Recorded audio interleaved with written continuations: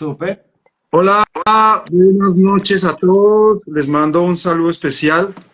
Hoy la tecnología nos hizo sudar un poquito, pero bueno, acá estamos de nuevo. Les mando un abrazo especial.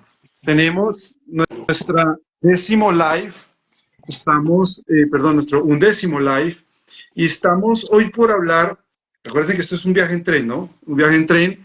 Esta es la 11ª estación. Estamos a punto de terminar esta primera temporada. Y hoy tenemos un tema súper chévere.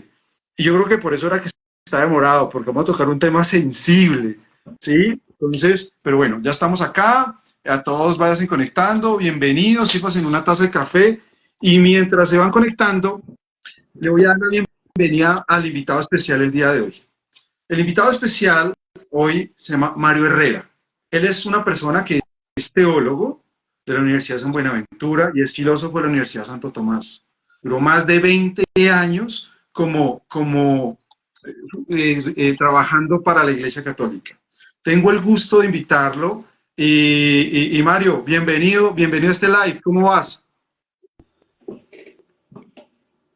Muy buenas noches a todos. Juan, qué rica invitación, de verdad. Y espero que podamos compartir no solamente un tema, sino una parte de la existencia, en lo que el intelecto, pero también la experiencia de la fe también nos mueve. Mil gracias por esta invitación. Buenísimo, súper bienvenido. Yo aquí súper contento. Entonces, bueno, un poco, ¿quién es Mario? ¿Quién es Mario Herrera? Bueno, un hombre de 57 años, caminando en la vida con muchas experiencias, con ganas de conquistar el mundo y con el corazón abierto en las manos de Dios. Ok, perfecto. Bueno, eh, poniendo un poco en contexto, este live ha venido desarrollando como un hilo conductor que viene tocando diferentes temas. El podcast se llama Indecentes porque son temas que de alguna forma a la gente no le llama la atención. Pareciera que es indecente hablar de la moral, hablar de la vida, hemos hablado del miedo, hemos hablado de la incoherencia o lo incoherentes que somos los seres humanos, hemos hablado de una serie de temas como la pasión, como la misión, como la comunicación, el último fue la familia, porque son cosas supremamente importantes, pero hoy la gente ya no habla de eso. Entonces ha sido como un hilo conductor. Hoy es nuestra penúltima charla y estoy muy emocionado y nuestro tema, vamos a hablar del infierno, ¿sí? Un contexto que puede ser para algunos tema tabú o un tema indecente, ¿sí? Eso suele pasar. Entonces, entrándonos en el contexto, cuando yo hablo la palabra infierno, ¿qué ideas, qué imágenes se le vienen a la memoria a Mario? Bueno, la palabra infierno inmediatamente genera una alerta, ¿no? De un miedo, de un pánico. Los diferentes nombres que ha recibido, pues, el infierno, pues, a lo largo de la historia, pues, nos muestran en religiones, culturas, filosofías, mil razones para generar un lugar, un espacio de condena, ¿no? De acusados, de señalados, aislado del resto, más o menos. Creo que es lo primero que se me puede venir a mí en la mente, ¿no? Sea, cuando uno habla del infierno es un lugar, pareciera que es un lugar.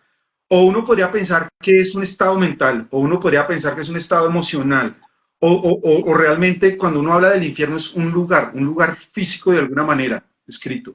Por supuesto, eh, el catecismo de la Iglesia Católica apenas habla del infierno, precisamente lo primero que dice es que es un lugar, es un sitio, ¿sí?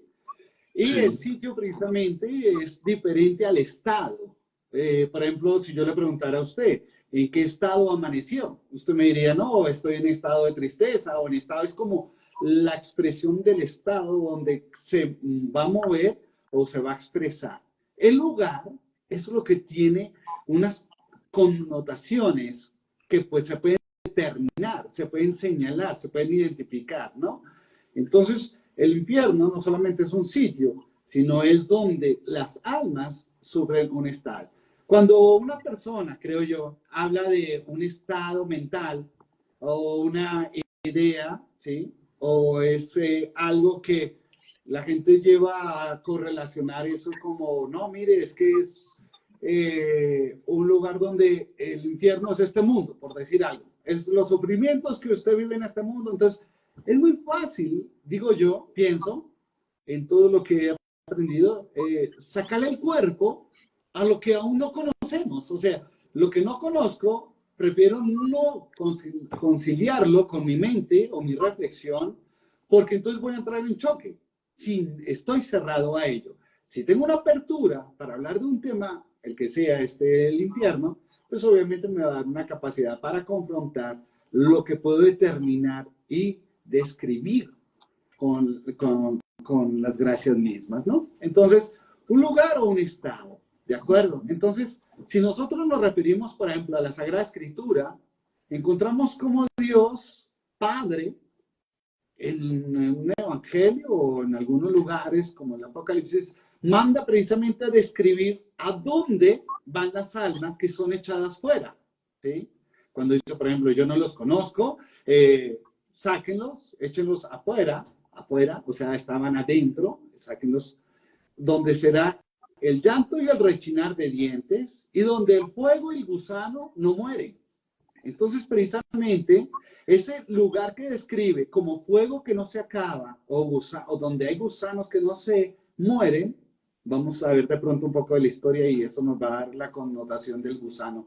Pero en cuanto a ese punto, entonces es el lugar. Yo puedo escribir el fuego, yo puedo escribir lo que el fuego va a hacer.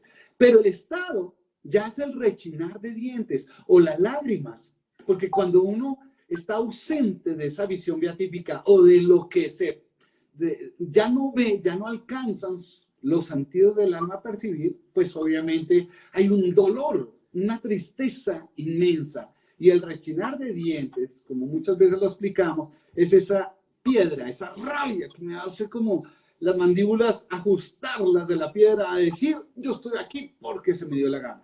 Yo creo que eso va a dar mucha piedra. Yo estoy acá porque no llega la conversión. Si nosotros vemos en la identificación del catecismo de la Iglesia Católica, hay algo que dice ahí posterior a lo que les dije que señala como un lugar concreto del infierno, ¿no? Además que es un dogma de fe. Es que también dice precisamente que allá van los que han caído en pecado, han muerto en pecado mortal, y no se han arrepentido. Es que es espectacular porque nos muestra como una cosa es que uno caiga y otra cosa es que no se levante porque no quiera, no lleva a ese punto. Entonces, precisamente la confrontación del infierno es los que han caído en pecado mortal, los que han pecado allí y han caído en ese lugar, pero no se arrepienten. Entonces, al no haber un arrepentimiento, voy a poner un ejemplo. ¿Por qué yo no le pido perdón a una persona que está a mi lado? Porque no me importa, o no hay correlación a mi ser.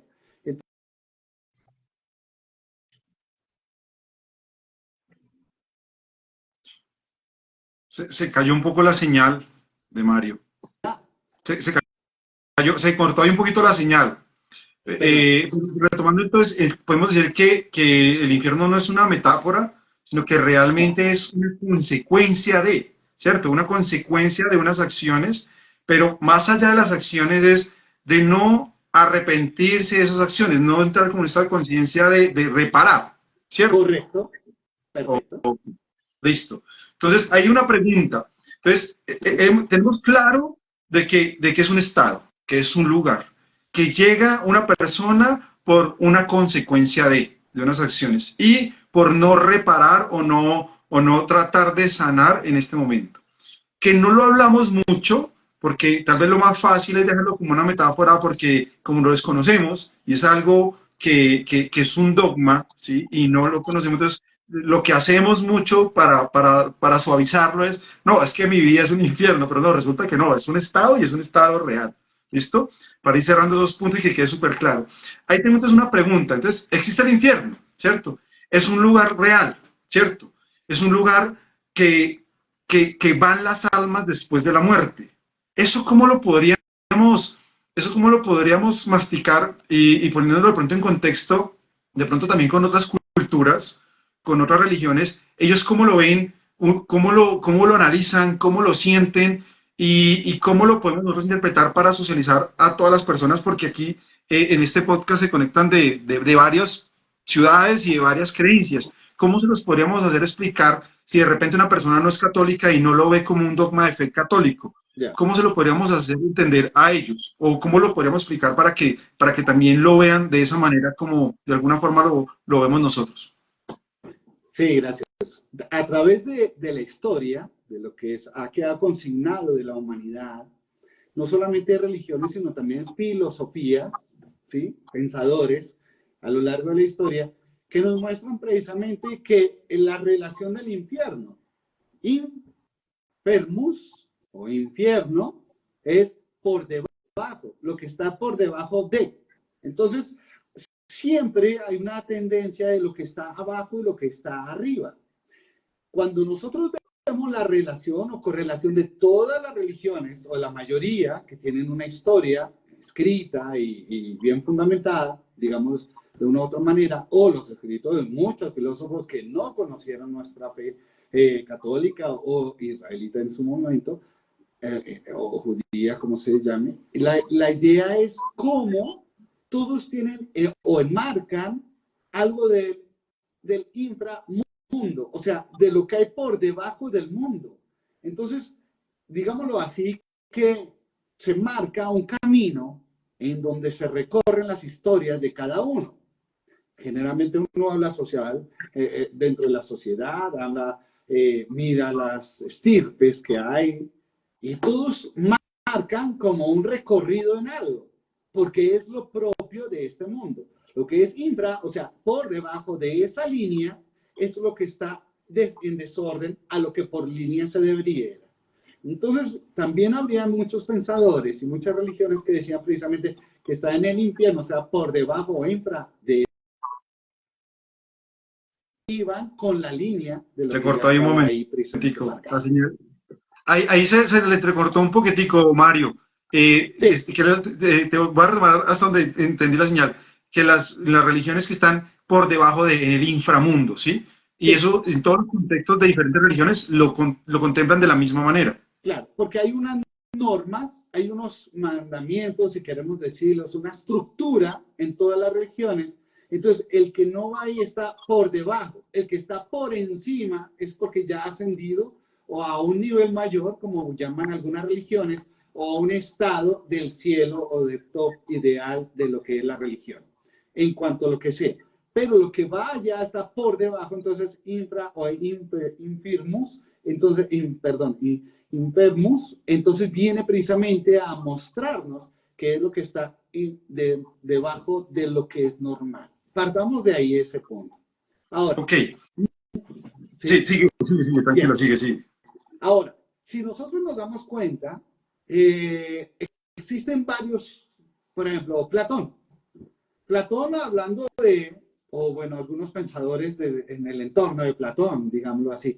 Pero, por ejemplo, para Platón tenía algo muy curioso que decía precisamente al lugar donde iban los que iban a ser gozosos, dichosos, los que eran buenos, nosotros los llamaríamos santos, digámoslo así, los buenos, digamos, o los bienaventurados, serían los Eliseos, les llamaba Platón. Es muy curioso. Y él dividía en el solo pensamiento, más no de la experiencia del pensamiento. Y entonces él decía que si hay unos que se van para un lado superior, algunos tenían que quedarse, o sea, los condenados ir a otro lado, los malos tenían que ir a otro lado. Entonces le llama el tártaro.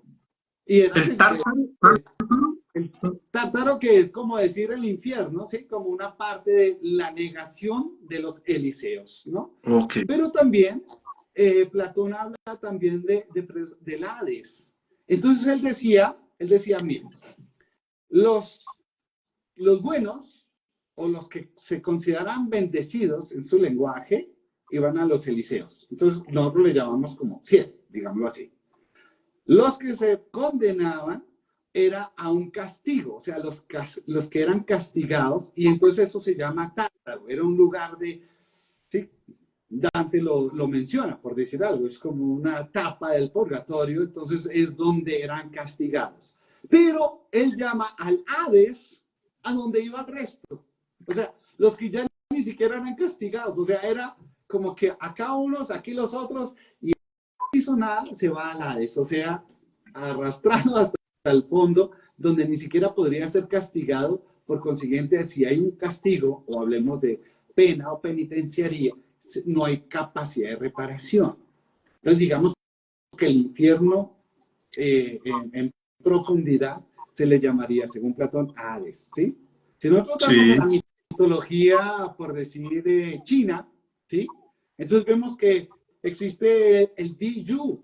El Diyu es como un laberinto en la filosofía, en la antigüedad del pensamiento chino, precisamente, era el Diyu, era como un laberinto de dolor, un laberinto de mazmorras donde no llegaba a ningún lado, o sea, era un caminar del ejercicio y lo denominan ellos allí precisamente por el cansancio del recorrido y eterno, ¿no? Y denomina, por ejemplo, esa filosofía que en ese lugar del Diyu había como un rey, y ese rey le llaman precisamente Yama. Entonces, ese nombre de Yama era como el rey de nuestro nombre sería el diablo, así es sencillo, ¿sí? Entonces, hay una connotación no solamente de filosofía, sino de religión, sino de estado del pensamiento. Hay un proceso o algo que lleva al ejercicio de la mente a desarrollar qué es bueno, qué es malo. O sea, es una acción moral de la que le lleva a una condición. Y por consiguiente, pues, si yo siembro cardos, siembro cardos, cosecho cardos, siembro espinas, recojo espinas, siembro rosas, cosecho rosas. O sea, causa-consecuencia de la cual la eternidad está. O sea que hay una voluntad que se muestra. Precisamente el catecismo nos enseña que una parte de nuestra voluntad, entendiendo el infierno, es un ejercicio para ponernos pilas, o sea, que era una consecuencia buena.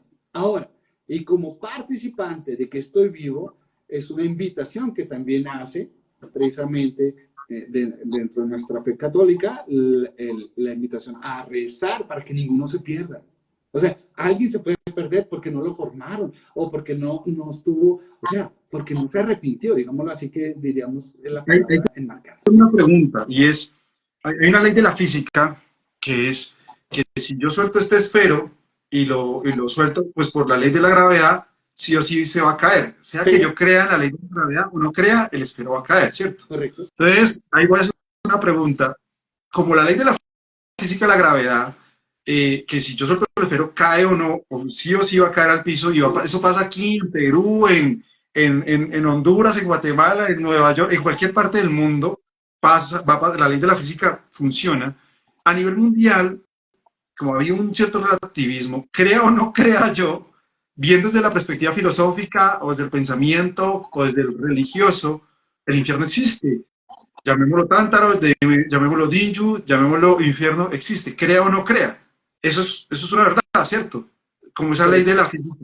Ok, entonces, ahí yo creo que es algo importante, y el llamado a las personas que nos ven es que, como la ley de la física, creas o no, el esfero yo lo suelto y cae.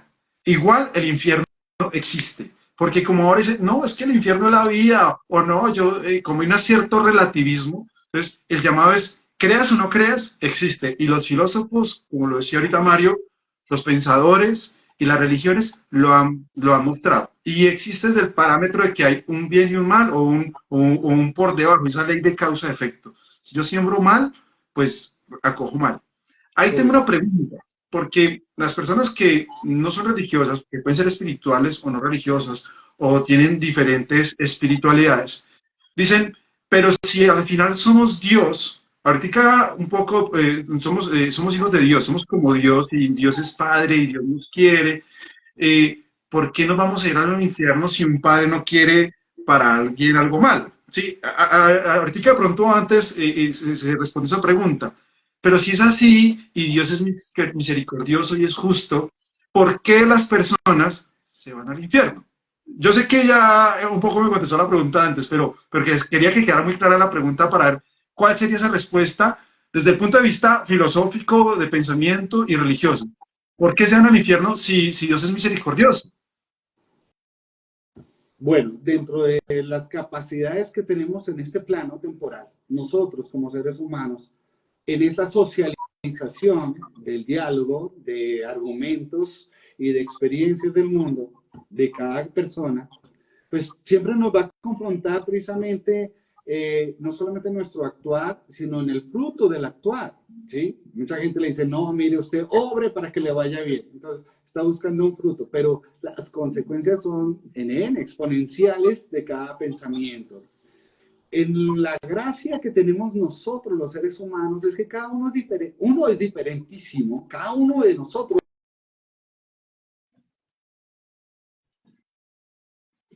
Se nos cayó la señal de Mario. Vamos a esperar que se reconecte. Ahí se le entrecortó un poquito, Mario. ¿En dónde queda? En que nosotros tenemos esa causa-efecto, ¿sí? De que nosotros tenemos la posibilidad y que ahí más o menos empezó a cortar. Bien. Todos somos súper diferentes, súper diferentes. Mire cuánta humanidad ha habido en la historia. Mire la huella nomás. ¿Cuánta humanidad y la huella? No ha habido una igual. Es un código QR espectacular, o sea, único, en un área tan de verdad pequeña. De la misma manera, esa individualidad de lo que soy yo como persona, me pone en una posición entre las personas para hacer un todo. Entonces, eso ya me da una capacidad en la lógica. No estoy metiéndome nada más por ahora de saber que mi actuar es corresponsable o no a mi entorno. Por consiguiente, eso se llama voluntad.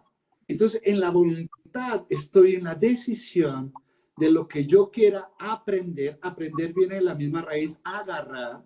Quiero agarrar para mi vida o quiero soltar para mi vida. Entonces, en ese modo de pensar, pues nos va a enseñar que cada uno es tan libre, tan fuertemente libre, digámoslo así, de escoger su ruta, A mí no me agrada, digámoslo así, entre comillas, escuchar a unas personas, no, yo me voy a quedar acá y que Dios hable. No, porque yo te di participación, diría Dios, ¿no? Sí, y lo nada más hermoso, como usted lo planteaba antes, si somos hijos de Dios, pues qué más orgullo que un padre vea lo que hace su hijo, no lo que le tiene que decir su padre para que haga el hijo. Entonces, al responder, no hay una obligación. Y volvamos con como comenzó la pregunta. Mire, es muy curioso este pensamiento, pero es real. El infierno lo hizo Dios.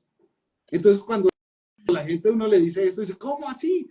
¿Cómo así que Dios hizo el infierno? Pues claro, vamos a poner un ejemplo. Si yo soy un hombre con mucha capacidad económica en el mundo y tengo un hijo de otros y tengo un hijo que no me resiste, no me quiere ni ver, me odia, digámoslo así.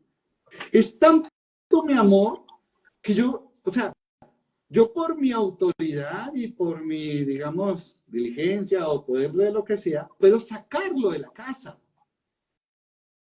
Pero lo amo tanto que le voy a comprar un apartamento para que en la casa, porque si se queda en la casa me va a ver. Y si él no quiere verme, pero yo lo amo tanto, le voy a comprar un apartamento, le voy a dar un lugar para que vaya allí y no tenga que verme. Por eso el infierno, lo que está por debajo de lo que es de la gloria, tiene ausencia de la visión beatífica, o sea, de todo lo que en la gloria y a Dios mismo compete.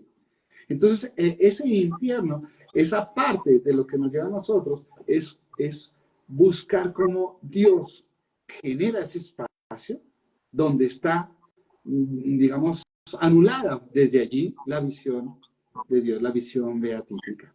De acuerdo, súper.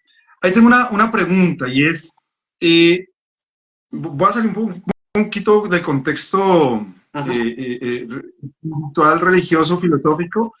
En la historia de la humanidad, hablando desde la historia, ¿cómo se ha mostrado el infierno? ¿Cómo ha sido representado? A veces, y yo en la publicidad de la charla, en la expectativa de la charla, la ponía como llamas, ¿sí? Uno lo ve como unas llamas, ¿sí?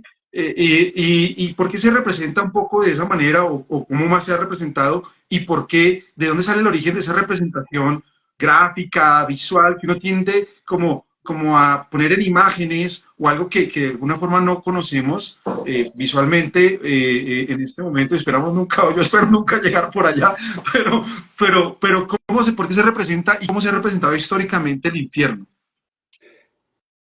Eh, muchos lugares, aún dentro de las familias de cualquier credo o raza, han usado el infierno como un medio para asustar, ¿no? Voy a poner, si hay religiones o grupos que dicen, si usted no se convierte, entonces viene el diablo y le jala las patas. Sí, un ejemplo. O entonces se va acá al comer. Entonces, una cosa es que uno quiera cambiar porque uno le nace el corazón y otra cosa porque por miedo. Entonces es contrición o atricción, ¿no? Contrición es que yo quiero cambiar porque pues no me la quiero perder. Y atricción es que yo cambio porque me dicen, o sea, yo no me paso un semáforo porque me multan, no me paso un semáforo en rojo porque me multan, eso sería atricción. O porque si yo me paso, puedo ocasionar un accidente, entonces eso es contrición. O sea, hay conciencia de que puedo hacer un daño o otra cosa. Entonces, me conviene. Es como, yo no, yo amo a Dios, ¿sí? Entonces, mi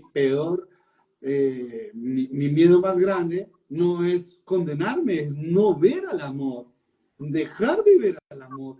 Entonces, si yo estoy buscando toda mi vida que tenga, digámoslo así, puntos delante de Dios, una gracia delante de Dios, mi miedo es que no valga para nada. Por eso se representa en el fuego, ¿sí? Como la gente dice, es un espacio simbólico, ¿no? Lo connotan muchas. Entonces, en esa parte, no es una simbología, no es una señal, ¿no? No es una señal de tránsito, como digo yo, no es una simbología como una bandera, no es un símbolo, no porque no es algo que te refiere a algo, sino es que es realmente lo que está allí. Entonces, no podemos connotar, señalar al infierno como un espacio simbólico. En la escritura lo vemos como un estado, o sea, el alma en el infierno queda como un estado de sufrimiento, de tormento. No sé si se acuerda del rico Pulón y Lázaro, donde este lugar de tormento, ¿sí? Está ausente, estas llamas que me condenan. Entonces, hay partes en la escritura, muy en el Antiguo y Nuevo Testamento, que hablan del fuego. No solamente, sino hay una inspiración también, una inspiración sana en artistas, en escritores, aún en filósofos. Mire cómo desde antes de Cristo, muchos filósofos, Sócrates, todo puede describir el infierno como muy posiblemente es en la lógica de lo que el alma puede estar hablando, ¿no? Yo creo que el corazón tiene una escritura en la cual aclara y advierte lo que es bueno y malo en el camino. Hay Entonces, algunos escritos, algunos teólogos, algunas que dice que el infierno no es, o sea, sabemos que es un lugar y es un estado, pero que hay unos estadios dentro de ese infierno, ¿sí? Como unos niveles. Quisiera decir, yo me acuerdo que mi abuelita decía, pórtese juicioso porque si no se va para la paila mocha. Pero la paila mocha era como el último estadio, era como la la paila última paila. reina, ¿sí? Eso es uno, es una pregunta. Y la segunda pregunta, entre esta pregunta es, si es un estado y fue por decisión, porque fue pues, esa ley de siembra y cosecha, coseché lo que sembré, pero si yo estoy en esos estadios, si es que los hay, y ahora me lo confirma Mario, ¿hay posibilidad de salirse? Es decir, que yo esté en la paila mocha y yo pueda subir un escaloncito, o si yo ya estoy ya en la quinta paila del infierno, ya no tengo opción, o si hay opciones, ya cuando llega uno de esos estados. Entonces, no sé si esas dos preguntas, ¿cómo las podemos tomar? Bueno, espero ser breve y claro para explicarse. Ahí, bueno, unos minuticos, un segundito que se fue la señal. Está interesante, está interesante. Está interesante, ahí se entrecorta un poquito la señal. Adelante. En Dante, él habla de 9 círculos concéntricos, como en forma de cono, que iba bajando niveles a medida de la gravedad del pecado, ¿no? Hay que tener claro algo para nosotros, los que creemos en nuestra fe católica y en el credo, que es fundamental, donde nos movemos, vivimos, existimos, en razón de nuestra fe católica, dice que Jesús descendió, y en plural, a los infiernos. Entonces, hay niveles. Y lo más hermoso es que dice, y ascendió a los cielos. O sea, en el cielo también hay lugares, yo le llamaría dignidades, ¿sí? Una hermosura de la dignidad. Entonces, a lo largo de la historia, se ha, no sé, marcado precisamente solamente como un lugar, ¿sí? Por ejemplo, si uno se da cuenta en Egipto, entonces precisamente ellos allá, el Hades y todo, van a enmarcar el infierno como un lugar donde es más allá de la muerte, un lugar donde van a pasar al otro lugar, ¿no? Y ese ejercicio de pasar a otro lado, tenían que hacer mérito para pasar a otro lado, bueno, o quedarse en la mitad del camino. Por eso, si usted ve las tumbas de los egipcios, tenían ahí comida y bebida, y miel, que actualmente, y con los suyos, porque iban a un estado y no podían quedarse por el camino hasta que llegaran a una meta. O sea, siempre, aún en ideología, filosofía, religiones, siempre ha habido algo de trascendencia, algo que es capaz de ellos para recorrer, ¿no? Ok. Entonces, esto que nos muestra, por ejemplo, el camino para llevar a cabo, es como que apremia el alma a decir, no, yo quiero algo mejor. Yo nunca voy a salir de un trabajo más o menos bueno por algo que me va a poner más indigno, menos salario y más esfuerzo. No, no, sería ilógico. Uno siempre tiende a acceder a mejores niveles, toda la gracia que por ahí está. Entonces, por ejemplo, desde el antiguo, si vemos los pensamientos y todo que nos va, ¿a qué se refería el Seol o el Sheol? Que está bien dicho de las dos maneras. Era cuando los jóvenes morían. Entonces los jóvenes morían y se iban al Sheol en el inicio, ahí desde Egipto y todo su entorno. Era porque Ahí se nos entrecorta un poquito. Está muy bueno el tema, está desde los fantástico el griegos, tema. pues también era un Eh, dios griego, el Hades. ahí Entonces era quien decidía. se entrecortó un poquito. Nos quedamos hasta en el Seol, que en el antiguo el Seol. Sheol o Sheol, sí. Sí, Entonces ahí precisamente era referido en el antiguo, es bonito conocer esta parte de la historia, a los que morían jóvenes, porque los que morían jóvenes entonces tenían la particularidad de continuar un camino, o sea, continuar, ya sea una familia o un recorrido o probar en este mundo habilidades, ¿de acuerdo? Por eso la connotación de los jóvenes siempre se veía en, no sé, en unos mitos que rodeaban. Si vemos aún en los griegos que subía, no solamente en la Palestina, sino en los griegos o los romanos, era como el acceder, o sea, si alguien veía bien, uy, esos ojos estaban, el hombre murió, pero los ojos, lo que quedaba acá en el mundo, servía. Si era un buen corredor, entonces venga, comámonos las piernas, no era caníbales, sino porque podría yo correr mejor. Si yo tenía un dolor de algo en mi cuerpo, sustraía. Entonces siempre era la relación del mundo con lo que tenía el mundo. Pero la trascendencia siempre ha estado como un marco real de todos los rincones del planeta Tierra, de todas las unidades que han existido, ¿no? Y sí. precisamente el Hades refiere no solamente a un lugar, sino como los griegos es a un dios de la muerte, a un dios del inframundo. Entonces era, pues por decir algo, ¿no? Y la Gehenna era como referente de lo que les comentaba, precisamente les comentaba, la Gehenna era como el lugar de la otra vida. Entonces siempre era, oiga, se va a ir a la Gehenna, entonces va a ir a la otra vida. ¿Cómo quiere llegar a la vida? Pues va a sufrir si hizo mal, o si no escaló estatus, o bueno, niveles de humanidad. Por eso muchos, quedándose en la Gehenna, buscaban como cómo reparar acá. Voy a poner un léxico de otras religiones como un karma que tenían que llevar hasta que purificaran y podrían trascender a otro nivel. Entonces, pues digamos que eso perdón la expresión, es muy fácil, ¿no? O sea, yo me equivoqué, entonces, bueno, entonces esperemos que vuelva a comenzar el cassette, que vuelva a comenzar el disco. O sea, no, mira, que lo que sí tienes es otro día, no otra vida. O sea, lo que tienes es otra esperanza, no lo que ha fallado en la tuya. Entonces, todo esto da una fuerza grandísima para llevar. El problema de la gente es que, o de todas las religiones, o todos los pensamientos, como es que una... Ay, se cortó aquí cuando estaba lo más chévere.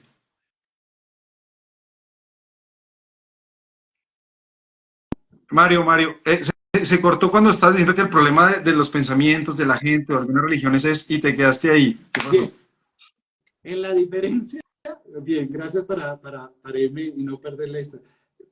En la diferencia entre la falta y el delito, porque muchas personas o muchos desarrollos de lo que va en la persona, aún en el pensamiento del fuero interno, va. Entonces, es muy distinto la falta al delito. Y eso es buenísimo conocerlo. ¿Qué es una falta? Es que si hay una normatividad, si hay una norma, hay un reglamento, llamémoslo así más fácil, y usted falla, precisamente está faltando a ese punto de esa norma establecida. ¿De acuerdo? Entonces es una falta porque agredió lo que ya por juicio estaba definido. Esto es así. ¿De acuerdo? Donde se quieran marcar. Pero delito es cuando la persona cambia el rumbo. O sea, no le importa. No solamente faltó, sino decidió abandonar ese camino. Se rindió, o no quiso. Entonces, eso es logrado de lo que viene en la palabra precisamente el crimen o la raíz del pecado. Es cuando se abandona lo que por gracia se está recibiendo en el corazón. Entonces, si yo tengo una falta, a mí me corrige. Entonces, la idea es que con la corrección, ¿sí? Mucha gente al principio connotaba al infierno como aquel lugar para hacer los correctivos, ¿sí? Volviendo a la pregunta anterior. Entonces, no, ahí ya no, porque es la consecuencia. Lo que fue, uno se murió y lo que fue. Entonces, ahí, en ese instante, no hay, ahí por el delito ya queda, digamos, establecido lo que se sembró, lo que se cosechó, perdón, de lo que se. Puede decirse que el infierno ya es un estado donde hay una condena, o sea, donde ya, por ponerlo en términos de pronto civiles, una condena perpetua. Usted es condenado a condena perpetua por este delito, ¿cierto? No es un Sí. espacio donde ya pueda reparar, no, ya es un estado donde ya condenado y no podría pagarlo, porque ya es una consecuencia, ¿cierto? Ya, correcto. Para frasear un poco la conclusión. Bien. Ok. Déjame poner un ejemplo que me gusta mucho y es el de una vela. Si yo tengo una vela, un cirio, ¿de acuerdo? Yo lo enciendo. Ese cirio, la idea es que con el fuego, con la llama, que el pábilo, esa lengua de fuego, va quemando, va desgastando el cirio. ¿Eso qué quiere decir? En nuestra fe, el purgatorio es como una llama que arde, es un lugar que va pagando la consecuencia. ¿Qué es el infierno? Está la misma llama, más intensa, pero no se quema el cirio, o sea, no repara nada. Ya está fuera de capacidad de reparar por sí mismo. En este mundo o en el purgatorio, la capacidad, o sea, cero autocapacidad de una acción libre para salvarse. Estamos impedidos. Sea lo que sea el tiempo del purgatorio, siempre va marcando. Por eso lo que se nos pide en nuestra fe es interceda. No te importe a dónde va un alma, porque hay gente también que ya es maliciosa, ¿no? O sea, la mente le juega, entonces, uy, ese se condenó. No, pilas con los juicios, es una recomendación que les hago, no hagan juicios de nada, ni de nadie, ni vivos, ni de muertos, y mucho menos. A ti te pide Dios, si estás en nuestra fe, ora por todas las almas. Punto, punto. Ahora, vamos al estado de las almas. Una cosa es el lugar y otra cosa es dónde, el estado en que quedan las almas, el infierno. Las almas están impedidas para reparar sus propios daños. Entonces tienen que esperar al juicio final. Al juicio final. Entonces por eso dice Dios en Mateo, terminando, dice precisamente en el lugar del juicio que las ovejas a la derecha y a la izquierda las cabras. Y precisamente allá donde no pudieron obrar por sí mismas en el lugar de lo que iban recorriendo por este mundo, o sea, no se les dio la gana, pues llega un punto que ya tienes un destino apartado de, separado de, negado a. Entonces, cuando estamos ahí, estas almas tienen que esperar solamente al juicio final. Y dice ese juicio, precisamente, que es para los vivos y los muertos, el juicio de los vivos. Aclárese que los vivos se refiere a los que están en el planeta Tierra en ese momento, no los vivos del cielo, porque ellos ya entraron, ellos ya tienen su visa permanente, su green card, como quieran llamarlo, ya son ciudadanos del cielo. Allá cuál juicio ya se les hizo. Entonces, precisamente, los que van al infierno, al momento de la muerte, no tienen derecho ni al juicio delante de Dios, sino inmediatamente. No sé si se vieron la película Ghost, que salían unas sombras y arrastraban hacia el fondo, ¿sí? Todas estas almas que morían en esa película, pero es más o menos así. En el momento que la persona muere, está cohibida, no le está permitido ni siquiera un juicio, donde posiblemente pueda hallar misericordia. Entonces, estas almas, llegando allá y ya impedidas por sí mismas, quedan como encerradas, esperando a ese juicio final. Entonces, bueno, el juicio final de Mateo está diciendo a los vivos y los muertos. O sea, los que estaremos, si llega nuestro Señor ahora, los que estamos acá, tendremos un juicio. Los que están allí, precisamente en intermedias, como digo yo, pero también los muertos, los que están muertos al pecado. Puede que vivos aquí, pero muertos en el pecado, o los que están muertos en el infierno. En ese momento es el juicio de todo esto. O sea que todos, aún en el infierno, tendrán un segundo chance. Pero la diferencia es que en el purgatorio tú puedes interceder como un hijo de Dios por otra alma, un alma por otra alma. Así, tienen una deuda, ayudar a pagarla. Pero en el infierno, no. Pero si tú intercedes desde ya, en ese segundo juicio, en ese juicio final, donde ya lo que fue, y tú aportas, tú intercedes, otorgas unas, digamos, las regalías, yo no sé cómo llamarlo desde lo temporal, como unas opciones de gracia, en el momento que se confronte de nuevo el alma ante Dios, tenga una posibilidad de misericordia, por intercesión. Es como decir, usted no pudo por sí mismo, venga que por acá le ayudaron, venga que por acá yo tengo unos favores para usted. Pero hasta ese momento del juicio, los del infierno hasta el último. La escritura dice que el único condenado... Señor Mario, y es que hay algunas preguntas, hay una pregunta que me parece interesante y pregunta, ¿por qué se dice que Jesús al morir ya pagó por nuestros pecados?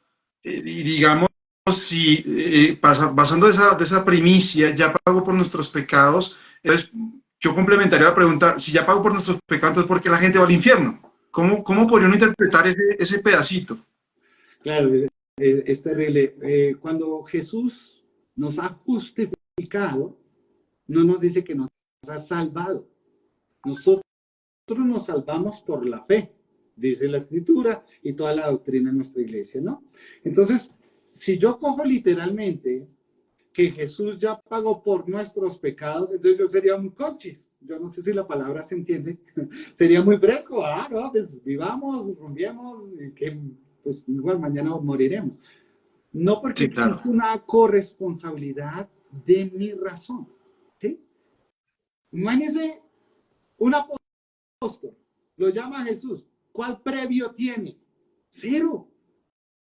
Pero si a usted, a mí, a cualquiera de los de aquí nos llama a Dios, nosotros tenemos un previo de una universalidad, de una formación, de lo que sea, y de algo global que en el mundo se comunica. O sea, dígame en qué parte del mundo no saben que el Papa actual es el Papa Francisco. Sí, hay una comunicación, hay un lenguaje de las cosas que uno estén de acuerdo, otros no, bueno, eso sí es diferente, pero hay una capacidad de intelecto, o sea, de participar en cuanto al desarrollo. Entonces, yo estoy corresponsable a lo que Dios ya me salvó. ¿De acuerdo? Ahora, Dios, voy a poner esta hojita. Dios dice, ya te salvé, ten la salvación. Y la dejo acá. ¿Ok? Ya está salvado, mira. Ahora, yo tengo, mire, tengo manos, tengo vida, tengo acción, tengo movimiento. Para coger esa, yo pues tengo que cogerla. ¿Sí? Claro. A mí me la pueden dejar servir en la mesa, la salvación. Pero si no me acerco a cogerla, pues nunca la cojo. Por eso toda fe exige una acción.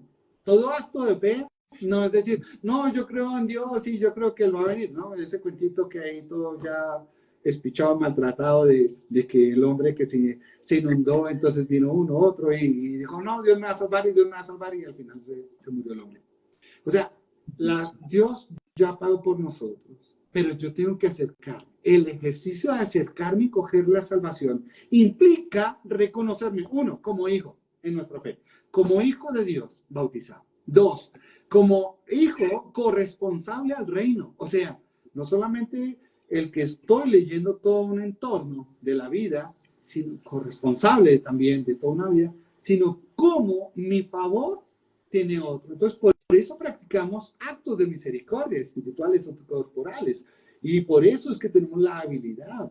Y tenemos también la dicha de no sabernos completos.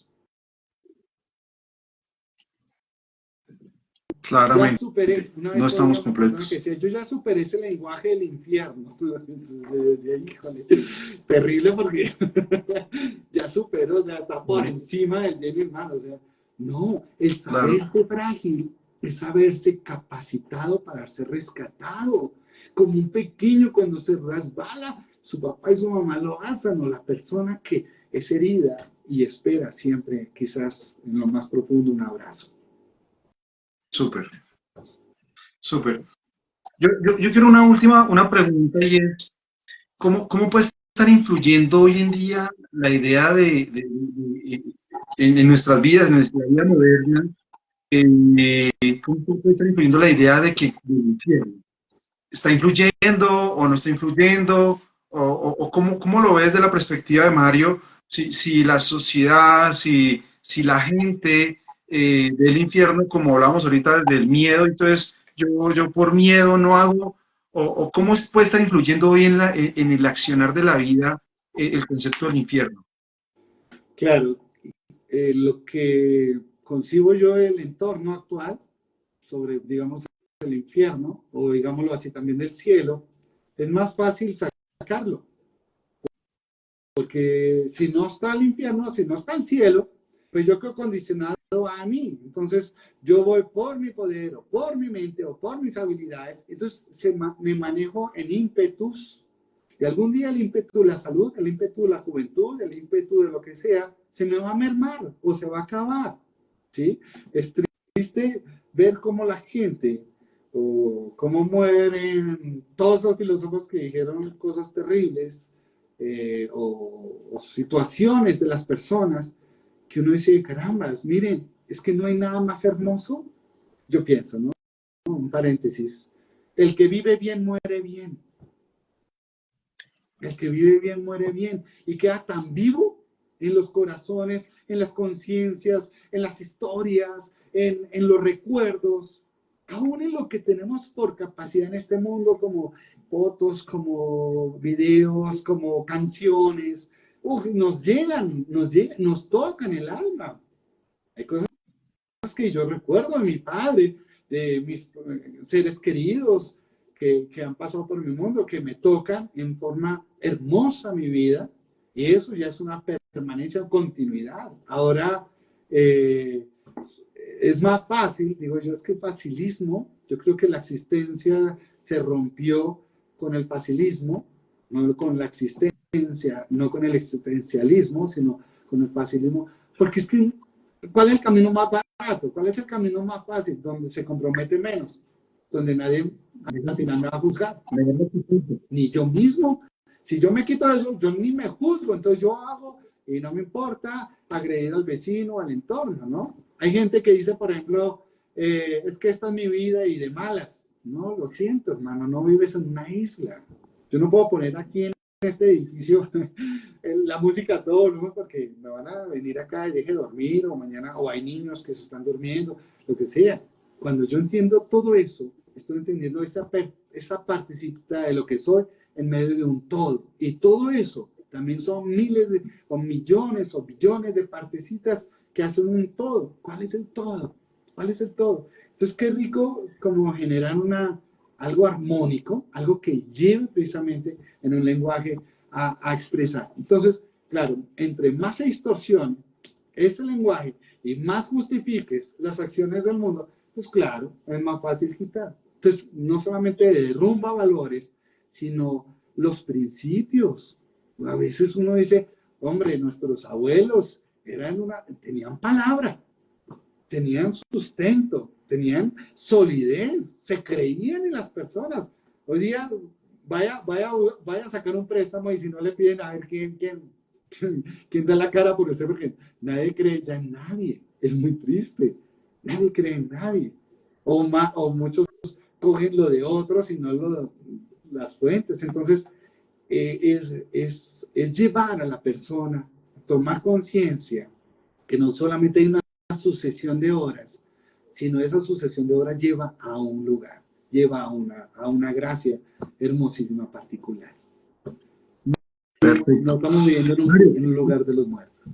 Sí, muchas gracias Mario por tu oportunidad, por tocar este tema. Yo creo que es un tema que los ignorantes como yo de alguna forma tenemos que tocar con pinzas y por eso era importante poder invitarte, que sé lo que conoces. ¿Qué quisieras decirle a las personas que se conectan? Hoy estuvieron conectadas entre que entran y salen más de 20 personas y muy seguramente cuando quede grabado van a quedarse más conectadas. ¿Qué mensaje quisieras enviarles desde tu conocimiento, desde tu experiencia, a manera de conclusión con respecto al infierno? ¿Qué mensaje les quisieras enviar? Bueno, voy a poner un paréntesis. La palabra infierno, los romanos la connotaban como lo inmundus. De ahí viene la palabra inmundo, ¿no?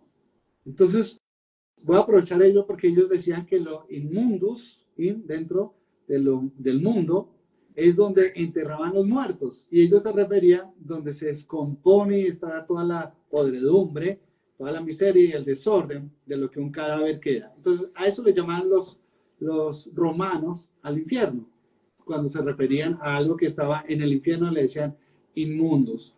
Entonces, mira, como recomendación, por reuniendo todo quizás, es como nosotros no estamos por debajo de este mundo, ¿sí? Mire Dios como dijo, oye, si no te reciben tu anuncio, si no quieres, sacúdete el polvo de los pies de las sandalias, o sea, de los pies, pero no está diciendo, sacúdase el barro de 6 metros o 6 pies, como decían los romanos, debajo de la tierra. No, es lo que está ahí. Entonces, ¿por qué vivir más abajo de donde tú por dignidad de ser en este mundo, pues en nosotros, de hijos de Dios, estamos? Entonces, establecer que necesitamos dónde poner los pies, y de pronto este mundo tiene una situación, pero que de lo que es propio de ti lo desarrolles y lucha por lo que no es propio de ti en una eternidad o delante de tu existencia. ¿Qué les puedo decir también en conclusión? Que el amor, no necesitas tener un posgrado en amor, no necesitas haber sufrido por amor, no necesitas haber encontrado el amor, necesitas reconocerte que eres contenedor del amor y eso, el lenguaje, todo el lenguaje lleva a un diálogo que lleva a una consecuencia física y eso es lo más lindo que yo creo que puede haber. El infierno no nos quedemos ahí, no nos quedemos en ese pensamiento. ¿Sí? Lo que más miro pues, es donde va a atender mi razón. Hay que saber mirar a dónde quieres ir. Tú no te quedas, mira una persona, perdón la extensión, pero mira una persona que se queda mirando una miseria, una herida, una controversia en la vida, se queda ahí, se enjoya, sufre, es un remolino. Pero si una persona está mirando en lo que puede, en lo que alcanza, en lo que reconociéndose puede visualizar o en fe esperar, bueno, es diferente, confía. Y esa gracia que la vida nos da es precisamente un día más. Entonces a quitar lo inmundo y a poner lo hermoso, lo bello, que precisamente viene a connotar cosmos, que es todo lo que existe bello. Magnífico, la verdad yo creo que es un espacio que nos quedó corto el tiempo, la verdad creo que pudimos haberlo hecho de 2 horas y no terminamos, pero la invitación cuál es a todas las personas que se conectaron a este live y que van a seguir viendo, y es que entendamos que el infierno es un estado real. Creas o no creas, como la ley de física existe, lo primero. Bien, gracias. Lo segundo, que si vives desde el amor, quitando la religión, quitando la creencia que tenga la persona que se conecte, porque hay varias personas que tienen creencias distintas, quitando eso, si vives desde el amor, vas a salvarte de ese infierno del que hablamos y el que tocamos durante la charla. Y 3, creo que hay una frase súper impactante y quisiera dejarlos con esta, y es, como siempre cerramos con una frase, y la dijo Mario, es, el que vive bien, muere bien. Si tú vives bien, por la ley de la siembra y la cosecha, vas a cosechar cosas positivas. Entonces, familia, Mario, de nuevo, mil gracias. No, a usted. Mil gracias. Sé que va a ser nuestra última en vivo. Seguramente cuando hayan otros temas estarás acá cordialmente invitado para que estés en estas charlas indecentes. Nos queda la última. Y la última vamos a tocar un tema que la va a sacar del estadio. Porque si hablamos del infierno, no podemos dejar de hablar del cielo. Un abrazo para todos, un abrazo especial, Mario, y a todos los que se conectaron. Y que Dios los bendiga. Y que nos veamos, ojalá, no en el infierno. Chao.